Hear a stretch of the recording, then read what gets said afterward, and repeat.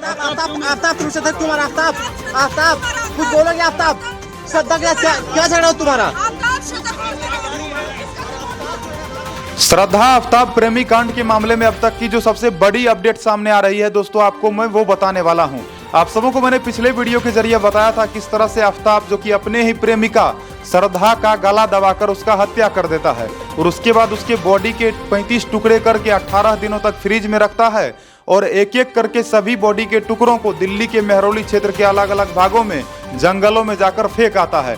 लेकिन दोस्तों 5 महीने बाद सारा का सारा सच्चाई जो कि सामने आ जाता है और सारे सच का खुलासा हो ही जाता है और फाइनली आफ्ताब को अरेस्ट करा जाता है। तो दोस्तों अब चर्चा करते हैं आखिरकार पुलिस वालों के सामने आफ्ताब ने क्या क्या गुनाह कबूल किया है और आफ्ताब ने क्या क्या सच्चाई उसके सामने लाया है।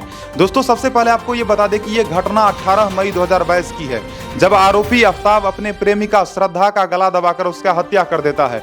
आरोपी आफ्ताब और श्रद्धा दोनों का पहली बार मुलाकात मुंबई में होता है। हालांकि कुछ लोग कहते हैं कि दोनों का मुलाकात डेटिंग ऐप के जरिए हुआ था, या फिर कुछ लोगों का यह भी कहना है कि श्रद्धा और आफ्ताब जो कि दोनों कॉल सेंटर में काम करते थे। अब देखो मिलने का तो बात जो भी हो वो अलग चीज है, बाद में दोनों भाग करके दिल्ली चले आता है। दिल्ली के मेहरौली क्षेत्र में फ्लाइट लेकर के दोनों लिविंग रिलेशनशिप में रहना शुरू कर देता है और इसी तरह से श्रद्धा चाहती है कि आफ्ताब अब उससे शादी कर ले। आफ्ताब जो कि मुस्लिम लड़का था, श्रद्धा जो कि हिंदू लड़की थी। सबसे पहले तो हम ये मानते हैं कि किसी भी हिंदू लड़की को किसी भी मुस्लिम लड़का से शादी नहीं करना चाहिए और कहीं ना कहीं माता पिता से बिना पूछे बिना आदेश लिए अगर कोई इस तरह का काम करता है तो ये तो बिल्कुल गलत है।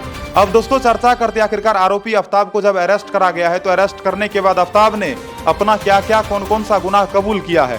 आफ्ताब ने कहा कि 18 मई के रात की बात है जब उसकी और श्रद्धा की झगड़ा हो जाती है और झगड़ा होने के बाद आफ्ताब जो कि श्रद्धा के छाती पर बैठ करके उसके बाद उसके गला को दबाना शुरू कर देता है और गला को इस कदर दबाता है कि श्रद्धा का वहीं पर दम टूट जाता है। श्रद्धा मर जाती है। श्रद्धा के मरने के बाद आफ्ताब को कुछ समझ नहीं आता है कि अब करे क्या।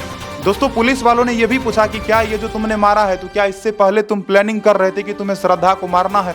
तो दोस्तों आफ्ताब ने बताया कि ये मेरा कोई भी प्लानिंग नहीं था और ये चीज अचानक हो गया और अचानक मैंने श्रद्धा का कत्ल कर दिया।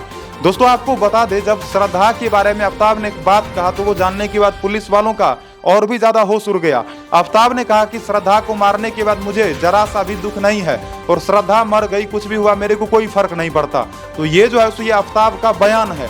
आप सोच सकते हो कि आज के समय में दुनिया में किस तरह के दुष्ट लोग रहते हैं।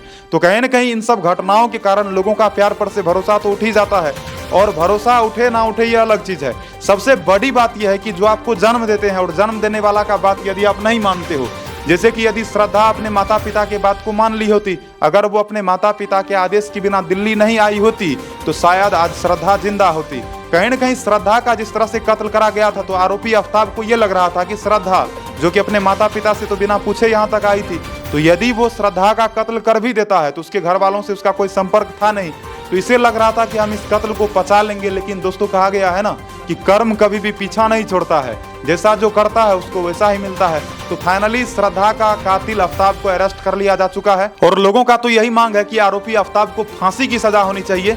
और दोस्तों कहीं ना कहीं इस वीडियो के माध्यम से मैं एक बात तो अवश्य कहना चाहूंगा कि जो कोई भी कम उम्र के लड़के हो या फिर लड़कियां हो तो आप लोग कभी भी अपने माता पिता के बिना आदेश के कोई भी बड़ी फैसला लेने से पहले करोड़ बार सोचो। माता पिता का आदेश लो, आदेश नहीं लेना, जो कि बिल्कुल गलत है।